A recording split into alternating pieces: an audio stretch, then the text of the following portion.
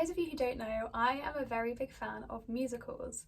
I'm also a big fan of Carrie Hope Fletcher. She is a West End actress as well as a YouTuber. So recently on her booktube account she created what she called the Heathers book tag, which is based on all of the different songs from the musical Heathers. It's one of my all-time favourites. I saw Carrie in it when she played Veronica, so naturally I had to get involved. Question 1 is Beautiful, the prettiest book in your collection. It's question 1 and I'm already cheating because I cannot just give one answer for this one. It is a tie-up between two. The first one is obviously my collector's edition of Cricket Kingdom, which is my favourite book of all time. And I mean, just look at that. Do I need to give any explanation? It's black sprayed edges, a gorgeous quote on the back, gorgeous gold foiling on the front. It's stunning and I absolutely love this book inside and out. The second one is also actually my favourite standalone of all time. Have I managed to pick my favourite series and my favourite standalone without even meaning to? There we are. And that is The Starless Sea by Erin Morgenstern. I absolutely love the hardback copy of this book. I love the way it's made to look like an older book. I love the print on the back. I love the end pages. They're stunning, and I also love the naked hardback, which is slightly odd because it is just plain black, but I just love it. So yes, for the most beautiful book in my collection, it is easily a tie-up between these two. Fight for me, a character that is loyal till the end. I struggle with this question and I'm going to end up cheating again by giving you technically 3 names. When I think of loyalty, I think of a lot of the characters from the Shadowhunter books. Specifically Jem Carstairs, Alec Lightwood and Julian Blackthorne. All 3 of them are so loyal to their family, whether chosen or blood. They will do anything to protect the ones they love, and I absolutely adore reading about them. Dead Girl Walking, the steamiest book you've ever read. Yeah, this one. The Me Inside of Me, a book that made you feel less alone. Look, I think we're just gonna have to accept that I'm cheating on this and giving you more than one answer for every question. What can you do? The first book is Anna and the French Kiss by Stephanie Perkins. I read this for the first time when I was about 15, 16. I was in high school, I was kind of struggling, and this book was the warm hug that I needed. Since then, I've read it I think 6 times. It's my comfort reread. It's the most reread book that I own. There is a line in this book where Anna, the main character, says that home isn't a place, it's a person. And for the longest time in my life, home was this book. As a result, it means so very much to me, and I always love coming back to Anna and Etienne's story. The second is the entire Shadowhunter series. The only book I have with me is Chain of Iron. All my other books are not at my uni house. I absolutely love the Shadowhunter series, and the Shadowhunter fandom was the first that I was ever a part of. It was the first time that I didn't feel alone or weird in my love of reading, the first time I got to talk about other people who love these books as much as I did. So yes, this series definitely made me feel less alone, and every time I read a new book of Cassandra Clare's, I just feel like I'm being welcomed home. It's lovely. I love them. You're Welcome, a book where someone gets their comeuppance. This question by nature requires spoilers, so if you haven't read A Court of Wings and Ruin, which is the 3rd book in the A Court of Thorns and Roses series by Sarah J Maas, then skip ahead to this timestamp. So one of my favourite instances of a character getting their comeuppance is Ianthe in the Court of Thorns and Roses series. In book 2 and 3, she is not only insufferable, but she is abusive to Feyre. She is a horrible, horrible person, and I remember just waiting for the moment when she got her comeuppance. And it happens in the 3rd book, and my goodness, is it iconic. The moment with Feyre and the Weaver is one of my favourite moments in that entire series. It's so good.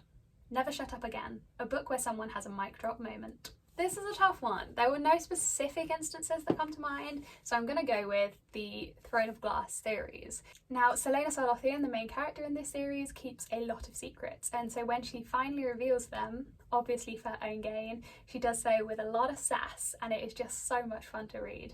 So I think there are quite a few moments in this series where she has a mic drop moment. No specific ones that come to mind. Yeah, I don't know why I'm struggling so much with this question, but there isn't an obvious instance that comes to mind other than just this entire series where everything that Selena does feels like a mic drop moment. Our Love is God, a moment in a book where 2 people have a perfect moment right before the shit hits the fan. Now this is obviously quite a common trope, it happens in a lot of books that I read, but the one that came to mind was The Flat Chair by Beth O'Leary, which is a contemporary romance, and obviously there's a moment when all the shit hits the fan, but the scene just before it with Tiffy and Leon is really, really lovely. Hello, editing Charlotte here. Whilst editing this video, I realised that I somehow managed to miss an entire question. Don't ask me how I did it, so I'm just going to film that question now, edit it in, we'll pretend like nothing happened. So, the question is, My Dead Gay Son, a book where the parents accept their kids exactly as they are. Now for this one, my answer is the same as Carrie's, and that is, it's upside down, The House in the Cerulean Sea by TJ Klune. This is currently my favourite book of the year. I know it's only April. I think it probably will be my favourite book of the year. I can't see a book topping this. It was so good.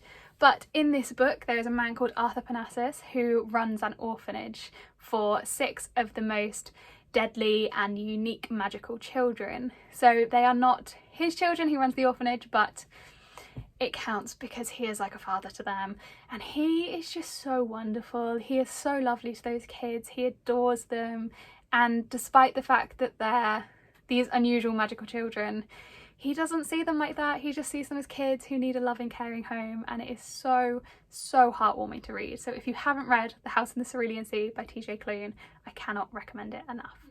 I say no, a book where someone stands up for themselves. When I read this question, for me there was only one answer, and that is The 7 Husbands of Evelyn Hugo. Now, Evelyn Hugo is one of my favourite fictional characters of all time. This book is one of my favourites of all time, and it's just jam-packed with Evelyn just standing up for herself. She's such a strong, independent woman. She's so good to read about. So this book is set in Hollywood from the 1950s to the 1980s, I think. Yeah, 50s to 80s. And Evelyn gets a lot of shit in that time, and she does not take it. She stands up for herself. She is just such a fun protagonist, and it's so empowering to read about her taking no shit from anyone. And finally, Kindergarten Boyfriend, a character who is hopeful against all odds. Why change this late in the game? For this question, I have 2 people again, but they are both from the same series, and that is the King of Scars duology. This is the first time I've had Rule of Wolves in a video. Look how pretty it is. Okay, sorry, I got distracted there. The first character in the series that I thought of is Leonie. She is known as a very hopeful character. She is constantly a cup half full kind of gal, and yeah, she adds a lot of sort of hope to this series. And the second is the main character, that is Nikolai Lantsov. He is just, how does one describe Nikolai Lantsov? Words are not good enough. But yes, the man is a very hopeful, optimistic person, outwardly at least. He's a king, he's realistic on the inside, but outwardly he is always very optimistic, very hopeful, very smiley. Yeah, he's just a very fun character to read about, but he is always quite hopeful. So yes, Nikolai and Leonie from the King of Scars duology. Look how pretty. Oh. And that was the Heather's book tag. It was a lot of fun. I've never done a tag before. I feel like a booktuber. I'm not a booktuber, but when I saw Carrie do this tag, I just wanted to get involved. So yeah, I hope you enjoyed. Thanks for watching.